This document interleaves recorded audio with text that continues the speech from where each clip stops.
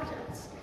I'm Loulee, and this fall I plan to attend the University of Hawaii at Manoa to major in marine biology. If you ever need to know 2 things about me for whatever reason, you should know that ever since I was little, I've always loved the ocean and accessorizing. So this project was my hand at combining the two.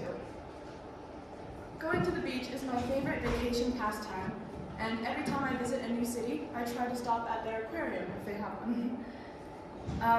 My love for the ocean has been consistent throughout my entire childhood, and even more so now in high school, which led me to signing up for 2 summer study abroad programs, and thus the backstory of why I picked this project topic.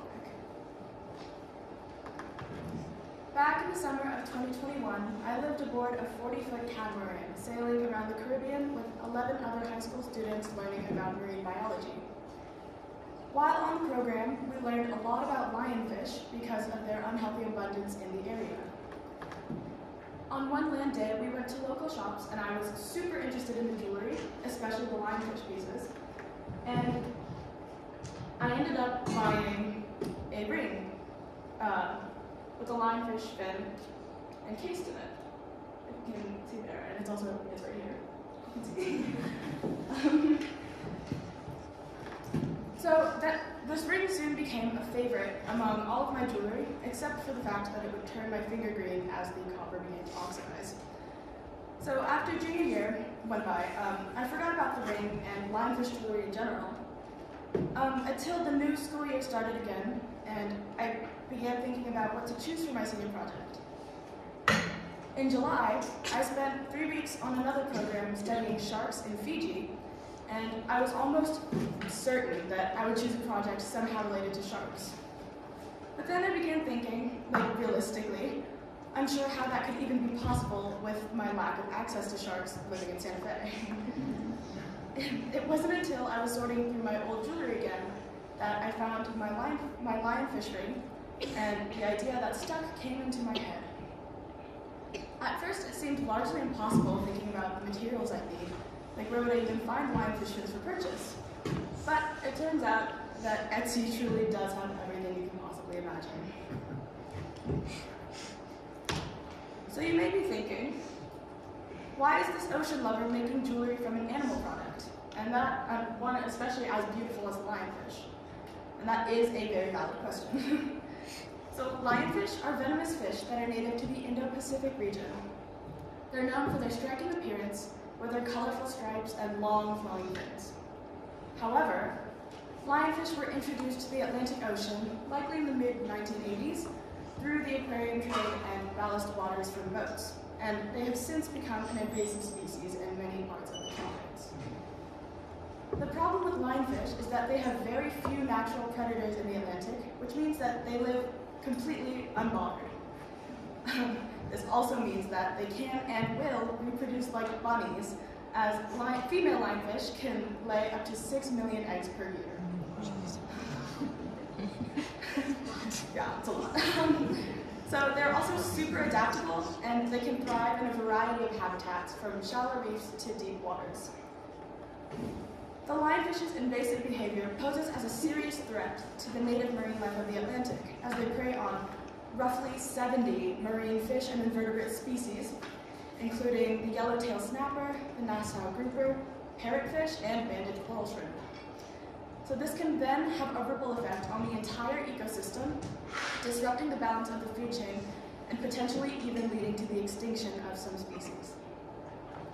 Furthermore, lionfish have their venomous spines that can cause dangerous stings in humans and other animals, making them a hazard to swimmers, divers, and fishermen who come into contact with them. The side effects of a sting appear as localized pain, redness, and swelling, although because it's a neurotoxin, more advanced cases can involve neurological problems such as headaches, nausea, numbness, dizziness, possible convulsions, paralysis, and in the worst case scenario, death.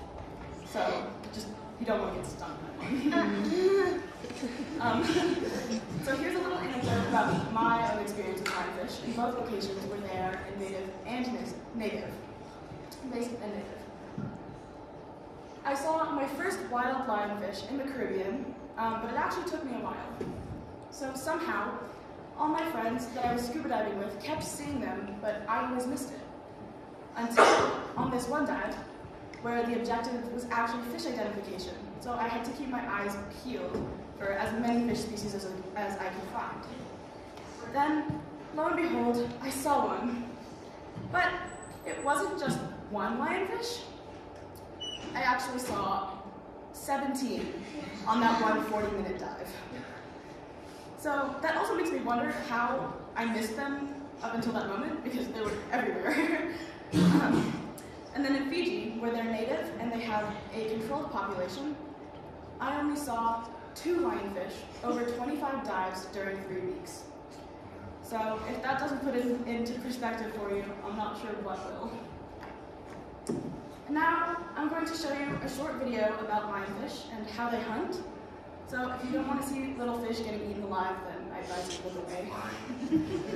I love it. I love it. I love blood.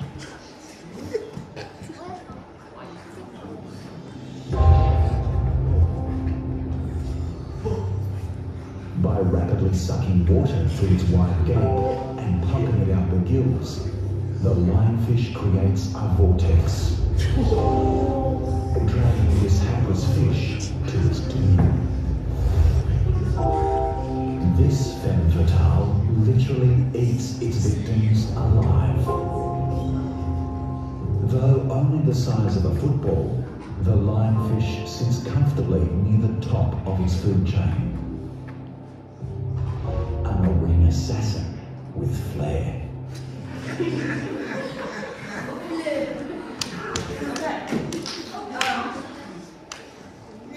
So if that did upset you, however, I also provided another video of one of my favorite sharks, called the tawny nurse shark, getting revenge on a lionfish, and using almost the same hunting strategy that the lionfish uses.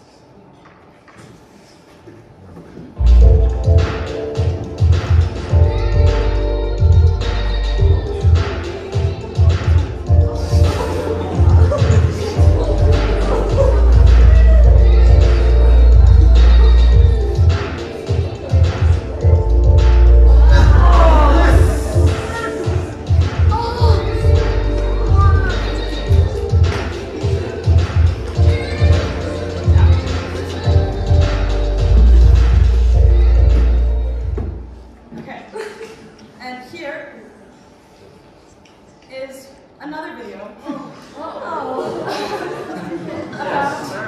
a team of divers that are actually training reef sharks and eels to attack and feed on lionfish in an attempt to get these predators to start hunting the invaders naturally. So this video may be a bit violent as it shows lionfish being impaled and eaten aggressively. So again, viewer discretion is advised.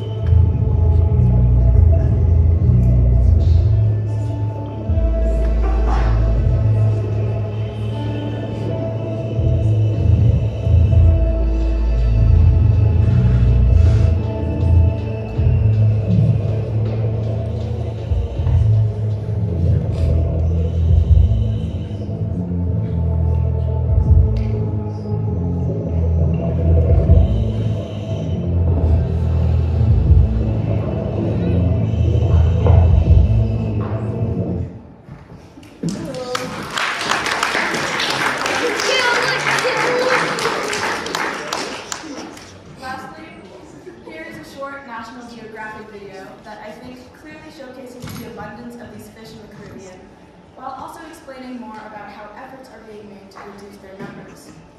This one is similar to the previous video in terms of impalement, so I'll let you guys be the judge of whether you want to watch this one.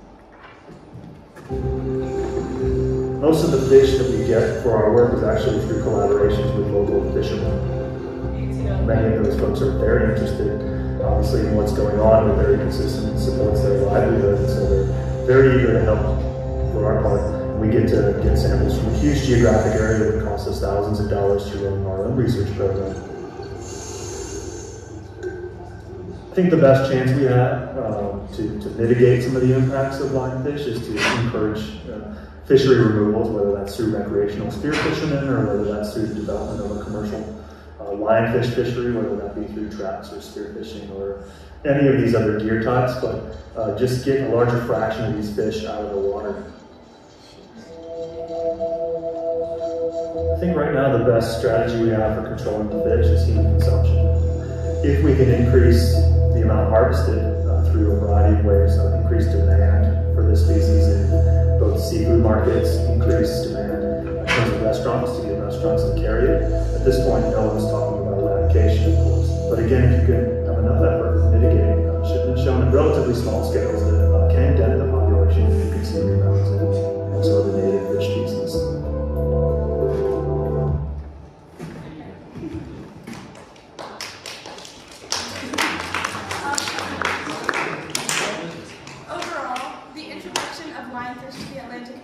Has been a serious problem, but many efforts are being made to control their populations through various methods, such as the videos we just watched, and also hunting competitively for sport, so trophy hunting, and food, because apparently they taste delicious, and jewelry.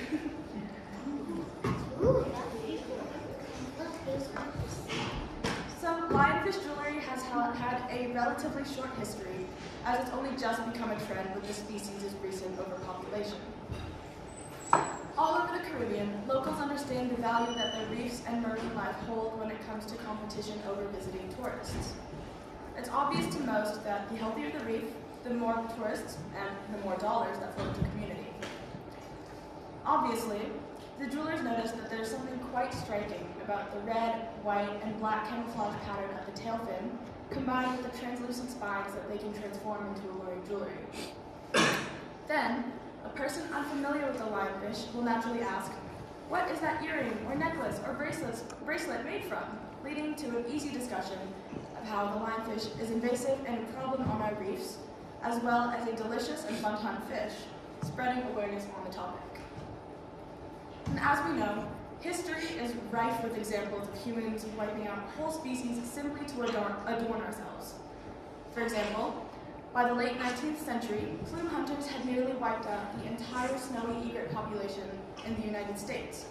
So if we can apply the same fervor to wearing lionfish that we once had for bird feathers in our hats, we may make a real dent in the lionfish population. As I mentioned briefly, I think that accessories are so fun to play around with, and hand making them is even better. My mom used to work in an art and jewelry gallery, so I grew up playing around with the studio, making earrings with the help of professional jewelers. Whenever the opportunity presented itself, I'd gather a string and pony beads and make do with what I'd got. Paper crowns were also always a fan favorite among my friends in second grade, and you know we rocked those like no tomorrow.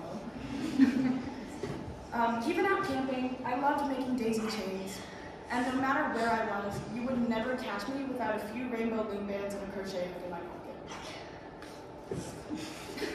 It wasn't until high school that I really started making appropriately wearable jewelry. I'd either use simple wire and clasps, or even just stretchy clear plastic string to thread beads into many necklaces, bracelets, and anklets. I've also spent years tying colorful knots, making fun patterned friendship bracelets using embroidery thread. So, combining my past jewelry making experience and my knowledge of this fish species, my project began taking place. Like I said before, Etsy is so great because you can find anything, and I mean anything, on that website, all while supporting small businesses. purchased came from the island of St. Croix in the Caribbean. And here are some leftover fins that I didn't end up using for my project.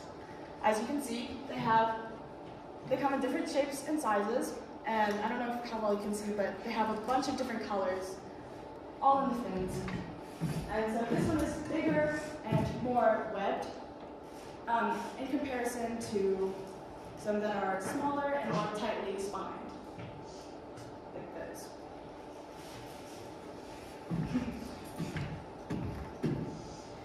I also reached out to the seller to ask how the toxins are dealt with, since working with the fins is very hands-on, and they replied by saying that the venom sac is removed pretty immediately in the process, and any lingering bits biodegrade quickly. Then, to take an extra layer of precaution, they also dry them directly in the sun for another 24 hours. And I actually purchased these fins long before I started working, or I even had a mentor. But luckily, when I reached out to my family friend, Samantha Silver, who is an incredible local silversmith and jeweler, and is also here today, to maybe be my mentor, she responded with such an enthusiastic yes, I knew that we were going to have fun together. Before I met with Sam for the first time, she asked me to send in some of my sketches of ideas that we could bring to life, and these are what I came up with. So, here you can see it's a small pair of earrings with just simple 3 spines. And then here is an idea for a ring, and here's a big necklace, and here are more earrings that are encased in silver, and here's some earrings that are just free and out, and then here are 2 more necklaces. Then next, when I met with my mentor, I showed her the fins and we discussed what we could do and make happen.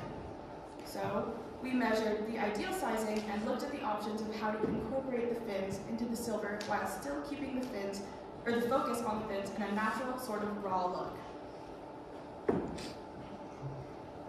For about a week between meeting with my mentor, I took home her copy of the Rio Grande Jewelers Catalog from the supply store in Albuquerque, bookmarking all the silver pieces I thought were cool and similar enough to my original sketches. When we ordered the materials, I spent around $100 on the silver itself and $50 for the fins, so roughly $150 for the whole project. While we waited for the silver to arrive, we prepped the fins by cutting, sanding, and grinding them down to the shapes I wanted them to be.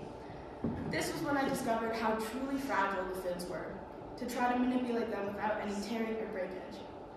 Side note, not sure why the video is so small, but you get the idea. And double side note, don't turn fish fins to dust unless you want your workspace to smell strongly like fish. And luckily, we had some Palo Santo on hand to burn, but you know, you can imagine the smell of Palo Santo with some fishy undertones.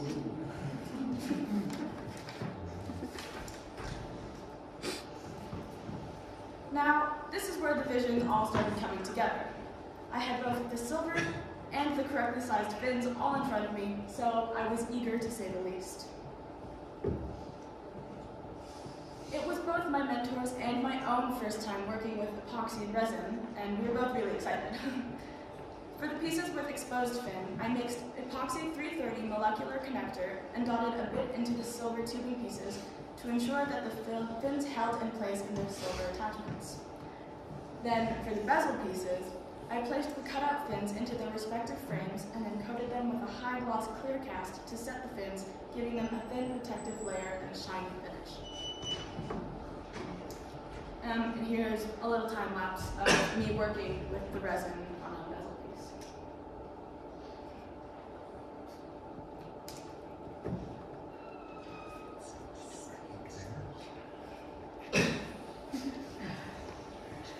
So attaching the pendants and jewelry onto chains with jump rings was probably the most meticulous part of the whole project, as the thin, flexible silver needed a lot of patience and nimble-fingered work. Thankfully, with my at-home beaded necklaces, I'd had some practice with pliers and precise handling, but nevertheless, this did take a lot of time to get used to. Then, when I showed my family what I thought were my final pieces, they told me, "Oh no, Loulee, you need to put your signature on them." back to my mentor and I asked her if this was possible, and of course it was. We took small flat silver sheets, and I stamp hammered my initials within the space of a small circle that I further hammered out into its own tiny tag to be attached to the chain of each necklace. Here, I'm not sure how well you can see that, but these are a close-up of the tags itself. And then, at last, my physical work was finished. So now, what you've all been waiting for, drumroll please. Here are my finished pieces.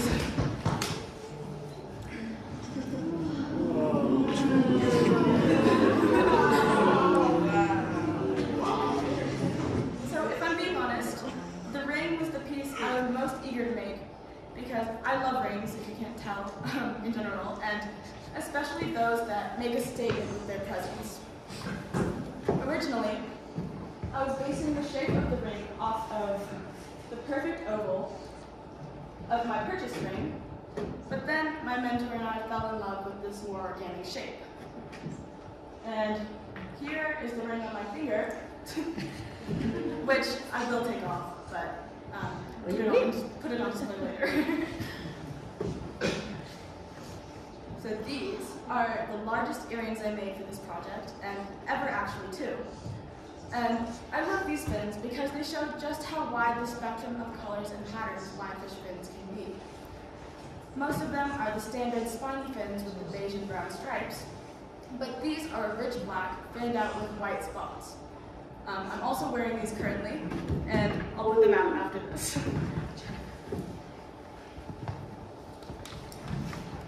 So these earrings are the most fun, in my opinion, because they have the most movement as the resin-encased fins swing between the silver raindrop hoops. My original idea for these was to have them fixed in a bezel, like how my ring is, but the idea of having a swinging motion was just so much cooler.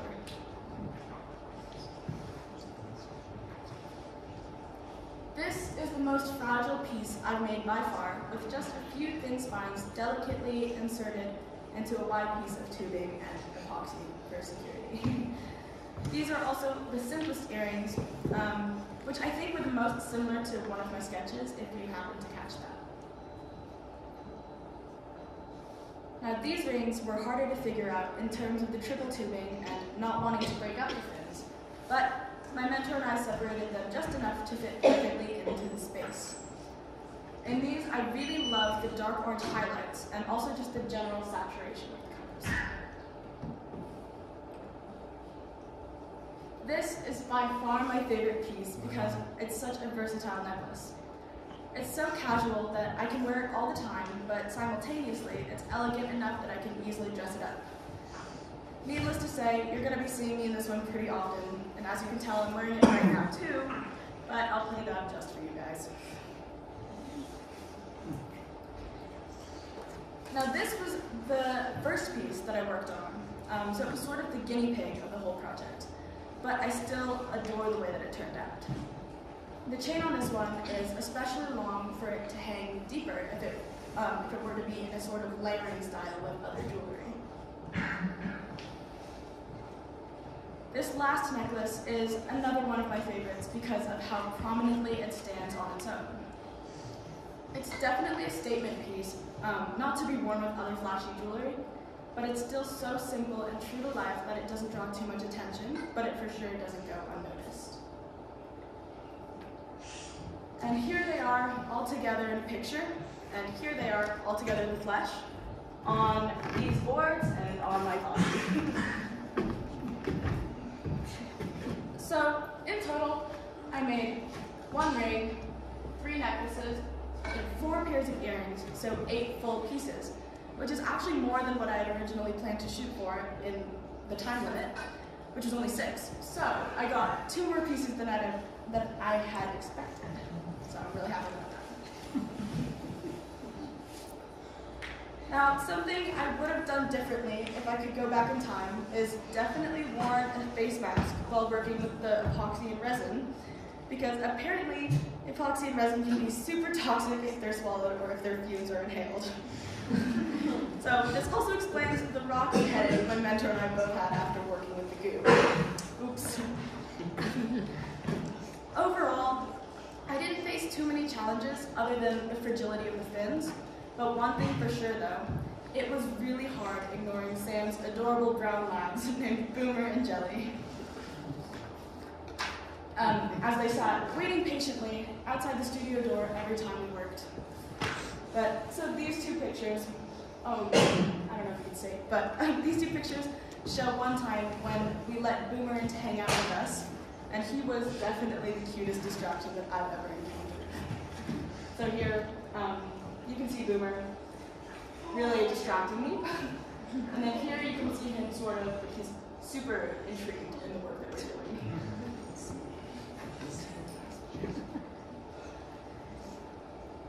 I truly loved everything about working on this project, but I think my favorite was knowing that I'm helping the Caribbean from all the way over here in Santa Fe, even if it's just by doing this small action. The pictures you're seeing now are from my study abroad summer in the Leeward Islands and some of the most beautiful, clean, and healthy ecosystems I've ever seen. There's me snorkeling. So, I encourage you, if possible, to check out some lionfish jewelry if you think that might be your kind of thing, and I hope you all have a great rest of your day. And finally, I'd like to thank my mom and my stepdad for supporting me and my budget. I'd love to thank my mentor, Sam Silver, for helping with everything about my project, having such a great music taste, and having the sweetest chocolate labs ever.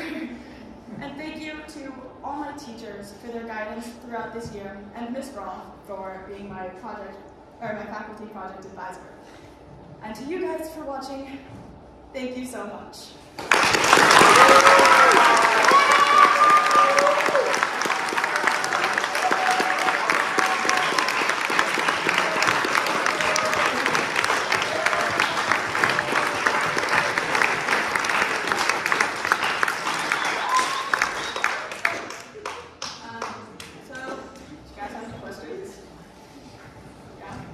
So I know the washing probably helps a lot, but any chance of these fins degrading over time?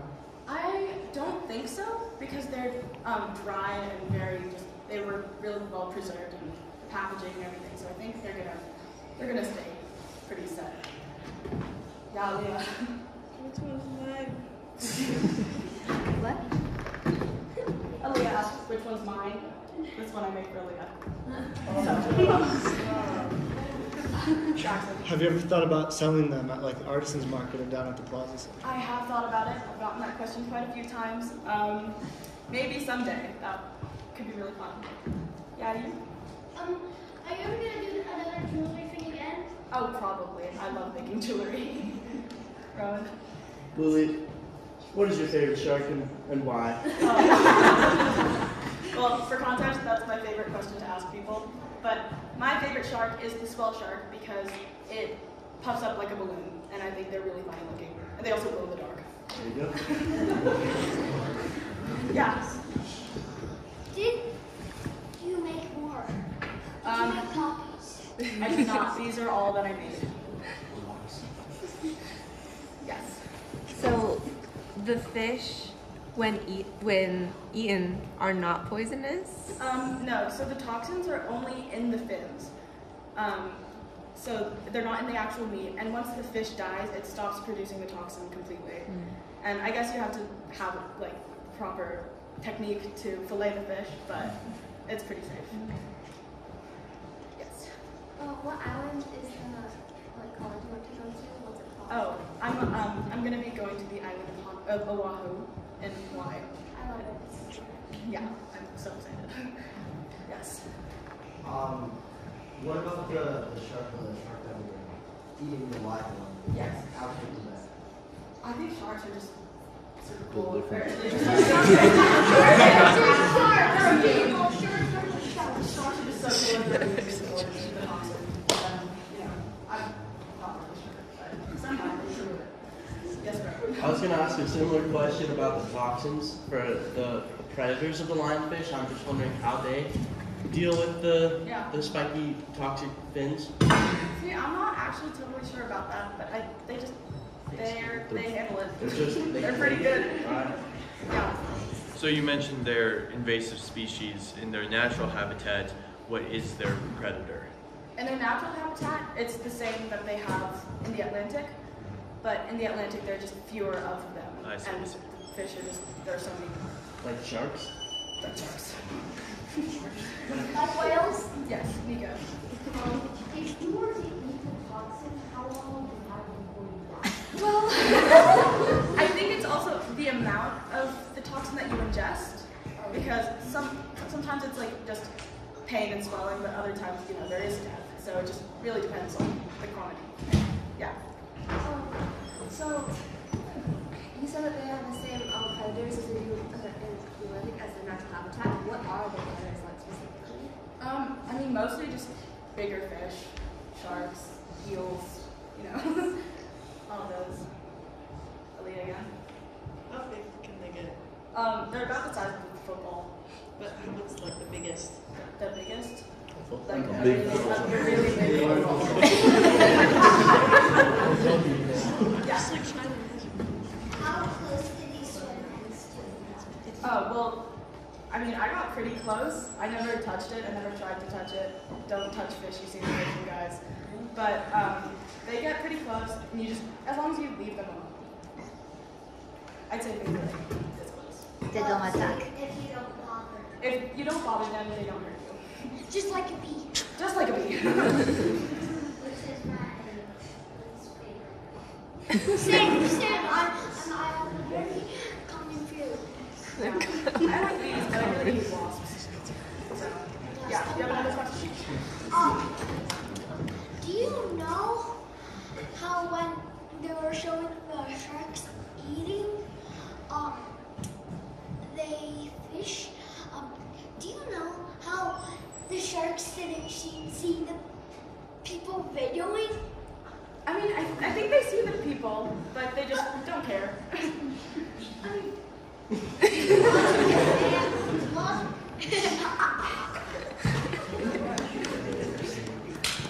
Yes, what are some of the reasons for the explosion in the unwanted population of lionfish?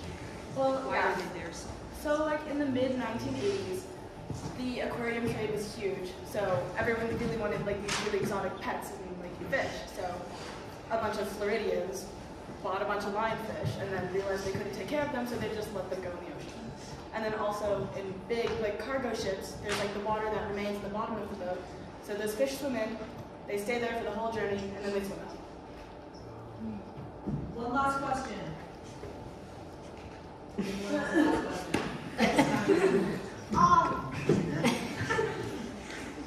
When you got the headaches, when you got the headaches, did you, after that, did you throw up? Did you? I just took a Tylenol and then it went away.